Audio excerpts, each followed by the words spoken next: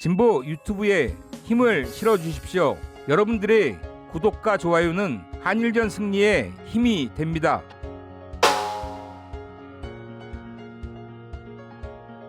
안녕하십니까, 타이거잉크입니다. 총선이 불과 일주일 앞으로 다가오고 여론조사 공포 금지 시점도 바로 앞이라 이제는 정말 깜깜이 선거의 구간으로 접어드는 시점인데요.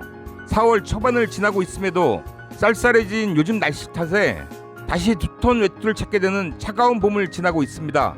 코로나로 모두가 힘들어하는데 날씨까지 스산해져 왠지 휑한 마음이 더 커지는 것 같은데요.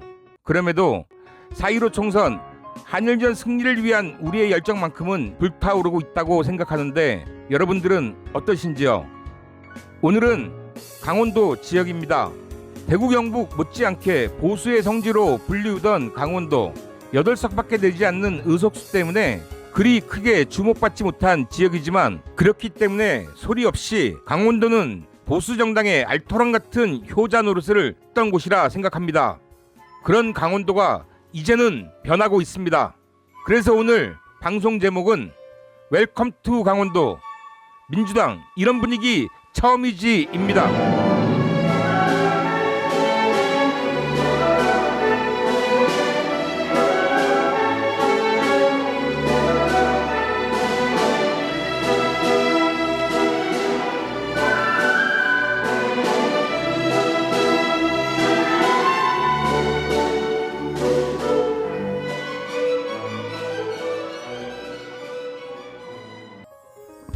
강원도 선거판이 꿈틀대고 있습니다.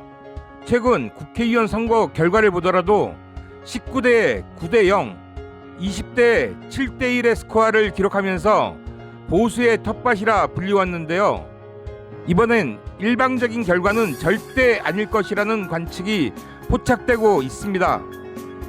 강원도 선거에서는 언제나 전석 석권을 자신했던 미래통합당에서조차 이번 21대 총선에서는 한두 곳의 패배를 공식적으로 인정하고 시작하는 선거이기에 더욱 그렇고요. 최근 여론조사를 보더라도 영동 지역 2곳을 제외하고는 나머지 6개 지역이 모두 접전 양상인데 도리어 민주당이나 무소속 후보가 앞서는 결과들이 나오고 있습니다. 이런 강원도의 변화의 중심에는 당연히 문재인 대통령의 높은 지지율이 변화를 이끈 가장 큰 요인으로 보이지만 그에 못지않게 10년 만에 돌아온 강원도의 아들 이광재 전 도지사의 역할도 상당해 보입니다. 이광재 전 도지사가 이번 선거에 원주갑 지역에 출마하며 민주당 강원도 선거의 사령관으로 나서고 있는데요.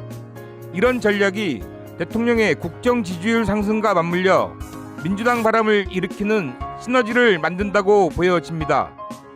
오늘 살펴볼 첫 번째 지역구는 이광재 후보가 출마한 원주갑 지역입니다. 1년이라는 시간이 지났는데 과연 강원도에서 살아날 수 있을까? 정말 저 잘 모르겠습니다. 원주 시민께 저의 운명을 맡기겠습니다. 사랑한다면 그 모든 운명을 맡기는 것이 아름다운 인생의 일이라고 생각합니다. 원주갑은 민주당에서 이광재 후보가 출마하는 시점에서 이미 미통당은 열세 지역으로 인정했던 곳입니다.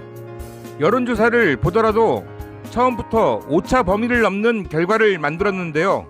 최근 들어서는 20% 이상의 차이를 보이고 있습니다. 원주갑에서 민주당 이광재 후보의 승리는 안정적이라는 것이 지역 정가의 공통된 의견입니다. 도리어 이광재 후보의 입장에서는 원주갑에서 자신의 승리뿐만 아니라 강원도 전체의 확실한 민주당 승리를 통해 강원도의 실질적 실력자로 거듭나는 계기를 삼겠다는 전략인데요.